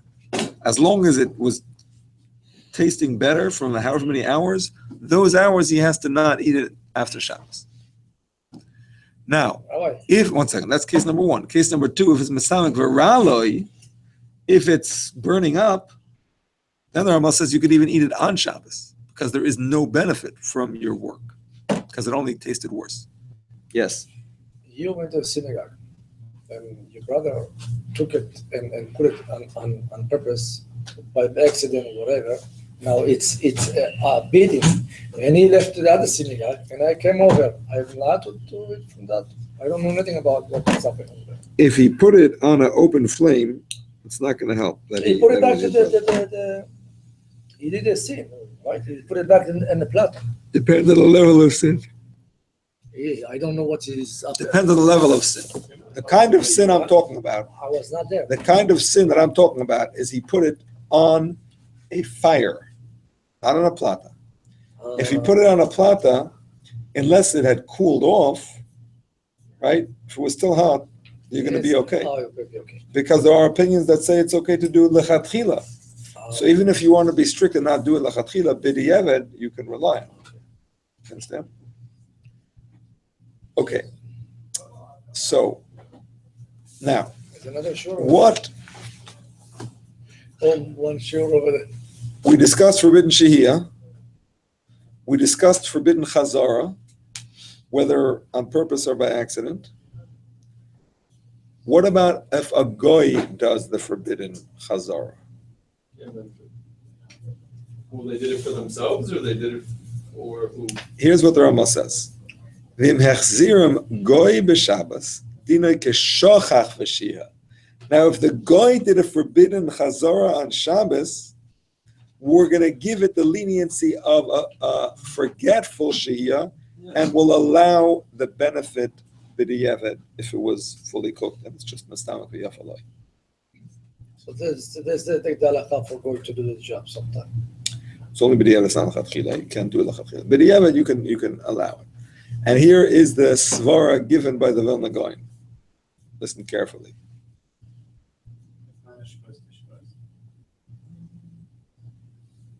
No, not a shvus t'shvus.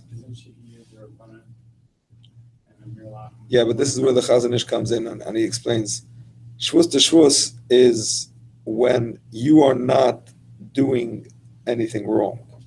But here, the goy doing the forbidden chazara, talking about a forbidden chazara according to all opinions, which is basically an open flame, that puts you in the position that you may stoke the flame. So you're the one who's getting the aver, you understand? It's your issue. So there's no shvus to shvus heter to do with lechatchila. Even so, the Vilna Gaon explains, even so, we are going to be lenient b'di'evet. Even though the person didn't avera, the guy did it, we're still going to be lenient b'di'evet. Why? There's actually two opinions about this whole thing about the guy. The Levush says we're going to be lenient because the guy, because we're talking about what the guy didn't ask you.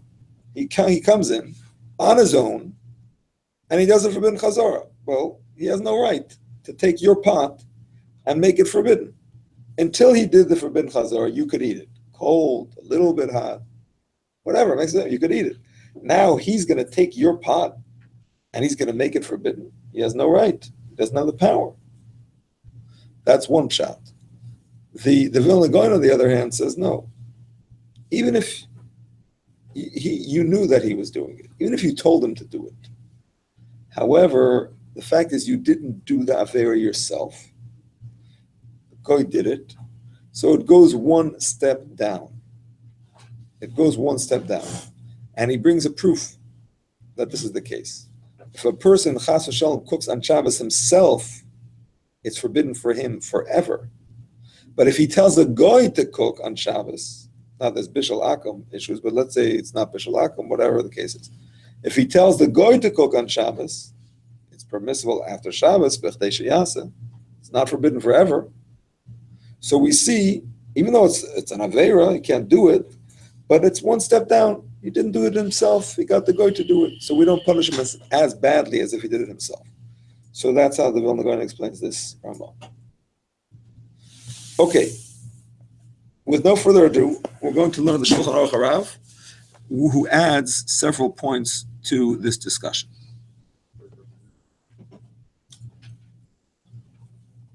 Um, 253.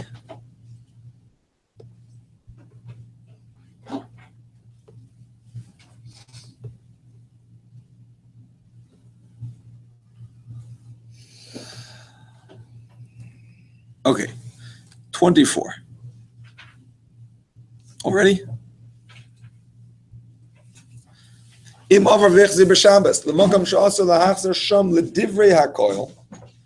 a person transgressed and returned on Shabbos to a place that everybody agrees is forbidden, very important parentheses, a place that everybody agrees is forbidden, meaning to say if some allow it, lechatchila, you can definitely rely on them b'di'evet. Even opinions that we don't paskin like, we can rely on them b'di'evet. Because b'di'evet is already after the fact. We're not telling you to do it. But if some people allow you to do it in the first place, at least you can rely on them b'di'evet to benefit. That's the rule. Now, we're going to see in some cases it applies, some cases it doesn't apply, but here it applies. Forbidden shehiyah, forbidden chazara. If anybody allows you to do it in the first place, you can for sure benefit from it after the fact. Bein b'shoigig, bein b'mezid. Also on what's a Shabbos, whether it was a forbidden chazara on purpose or by accident, it's forbidden till after Shabbos, b'chdei sheyaseh. So far, so good. Everything's clear. When we say this, if it's tasting better. But if it's tasting worse, it's permissible even on the day. So you didn't benefit from the prohibition. So far, so good. Exactly the Rambam. Okay, now listen carefully.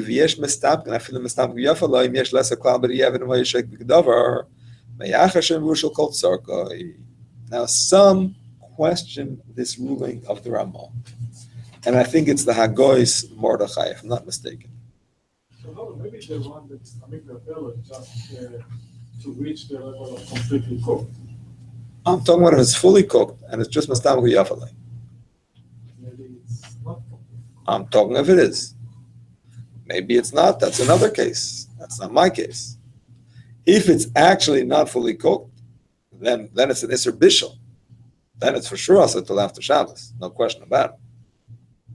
And by the way, if you're not sure, guess what? It's Asr. That is called Davar Sheyesh Le Matirin. Because something that is cooked on Shabbos is forbidden till after Shabbos, right? And whenever there's a doubt about something that will become permissible later, That's called a davar sheyesh lematirin, and that is aser. So whenever you're not sure about something that will become permissible later, we say you have to be strict and wait till that later time comes. See what I'm saying? So that would be the halacha. If you weren't sure if it was fully cooked or not. But now we're talking about a case where you're sure. You know it's fully cooked, but it was mistamel yafaleh. So the Ramah said, well, chazara, even though it's fully cooked, is considered like it's done on purpose, even though it's by accident, and you can't benefit till after Shabbos. Some disagree with that Ramah. I think it's the Hagoy's Ashri, or the Hagoy's Mordechai, I'm pretty sure. And he says, no, just like the Rif and the Rambam say that if you did a forbidden shehiyah by mistake and it was fully cooked, only Mistam Yafalai will let you benefit.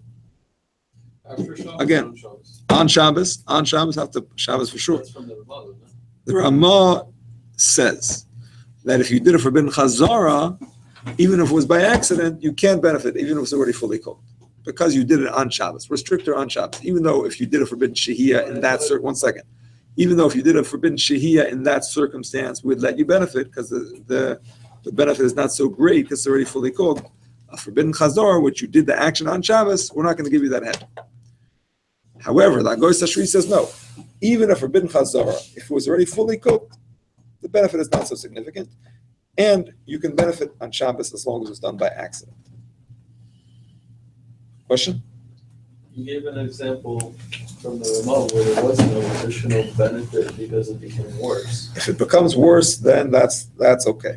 Then you can So benefit. what's the difference? Video. What's the difference between fully cooked? I'm not talking about meats that can potentially get better.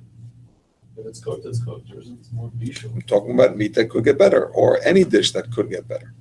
Some people like dishes that get crusty and a little bit dried out and a little bit. Is that intention or that's? It depends on the person, what he likes. So what's the deal with schnitzel? Let's say you have schnitzel, you have it cold, or is there any way you can warm it? That's complicated. That's complicated. We'll get back to it. I want to finish this Seif and Alter Rebbe. V'yesh mestabken afilu mestabek v'yaf aloi. Im yesh lesser klal b'di'evet. Im hoye shogi b'davar b'achish b'shukul kol tzorka. V'yesh lisme chazel lahatra la'achem shle'uchsa b'shvilam. V'kol makol of nedesei lahatra shegam b'shvilam huchsar. Here is the compromise that the Magen Avraham makes. Here.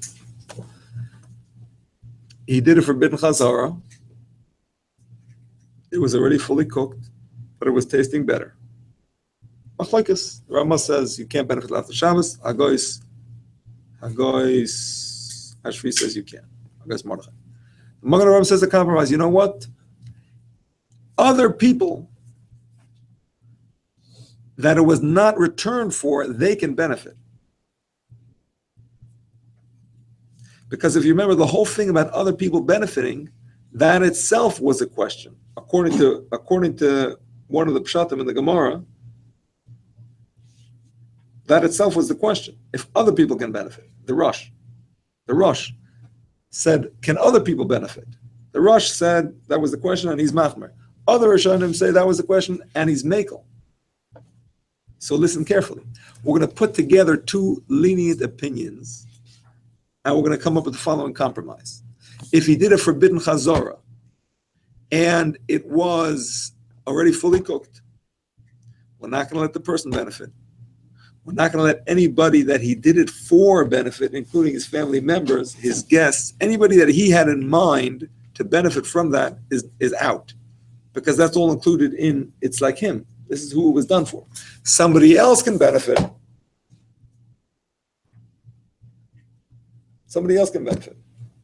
Totally a stranger. That's the question. Did he have intention or not? You didn't say. Like You just said he did a forbidden. We like already know it's forbidden. I mean, intention, did he know? Did he not know?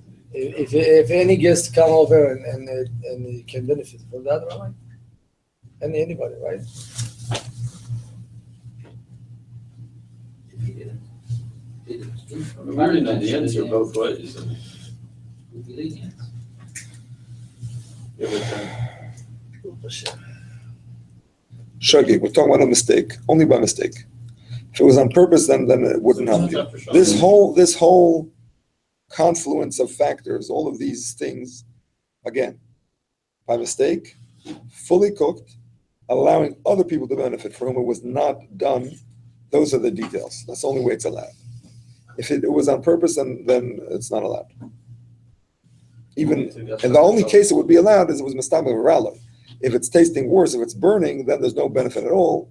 Then we'll let him eat it, even if he did it on purpose. If he did it by accident, and it's fully cooked, even though it's tasting better, other people from it was not done. So could a person do it on purpose, like allow the liquid of the soup to dry out and use the soup water? He makes a vegetable soup, the water evaporates, and now he has vegetables. Even vegetable soup could be mistam of ralo. If it doesn't taste better as it's cooking, it could also be mistam of ralo. It doesn't have to let it evaporate. Understand? No, but a person would have to show that it's getting worse. No, if it is getting worse, it doesn't have to show it. If it is getting worse, once it's fully cooked, when you just cook a soup out, it doesn't taste any better. If you realize your mistake. Yep. And you just leave it on the fire until it gets worse. Is that acceptable? That's what he's asking. Yeah. No, he's saying, well, okay. I don't know.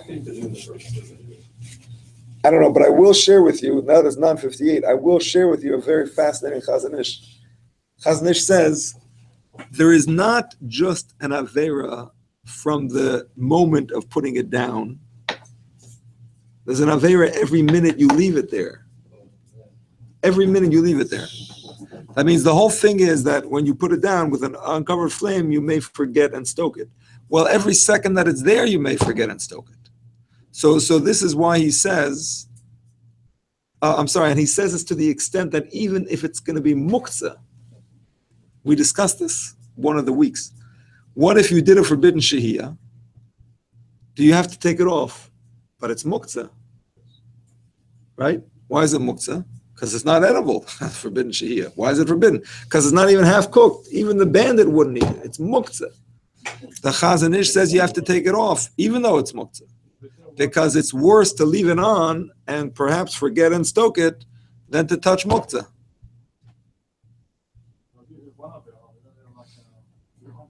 Sorry?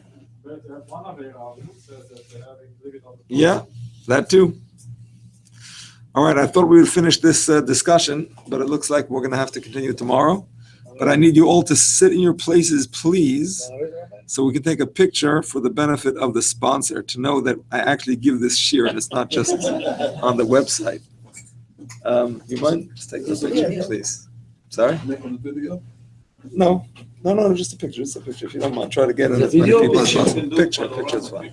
So you have to do different ways. You can take a video too. Should we look at the picture? We'll say l'chaim. L'chaim in memory of Aryeh Leib ben Zev Wolf. I'm sorry? So if someone forgot to make a Yes. Shabbos meal, Yes? they could really do this. They could really make food, cook food, burn the food if they need it. I'm not talking about cooking on Shabbos, chas v'shalom. I'm talking about leaving it on an open flame. Not cooking on That's what I'm Shabbos. saying. Cooking on Shabbos, there's no way you can eat it on Shabbos or maybe even ever. L'chaim. L'chaim.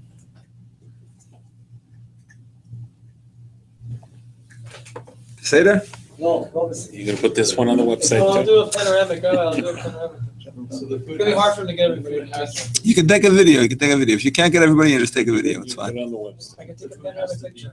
already cooked then. video is on the right בוא, side. בוא, אני אקח את התמונה, בוא. So that's it. אני אקח את ה... He'll take it. It's okay. So the food has to be cooked. There can't be a sense of visual at all. Bishul on It's just reheating. this whole thing is not about actual bishul. Actual bishul on Shabbos is no way to benefit from it. On Shabbos for sure, maybe not even till after Shabbos. video תמונה.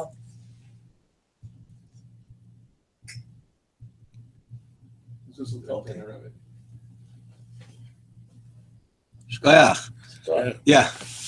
All right, Schnitzel we'll discuss. We'll discuss Schnitzel next time. And I'm gonna do this Shabbat for the kids. That's tomorrow. It's so you got tomorrow also. You don't start cooking yet.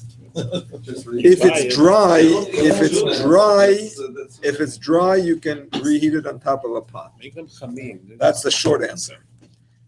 If it's moist, there's no way. Oh, no. Right. If it's dry, you can heat it on top of a pot. That's a simple answer. What about what? There's moisture. On a pot is a machlokes. Why? Actually, even on a pot is a machlokes. We'll have to discuss it next week. I'm sorry. If it's very, very dry. Next week. Too complicated. On the pot over, on the, I'm sorry? on top of it? I'm telling you, it's a machlokes. Even on top of a pot is a machlokes. I just realized. Because yesh afia achar bishul. Some say it's afia, not bishul. That's the problem. All right, everybody, wherever you are, have a good evening. David Leib and Daniel and David. Mari. All the best. Bye. Mari.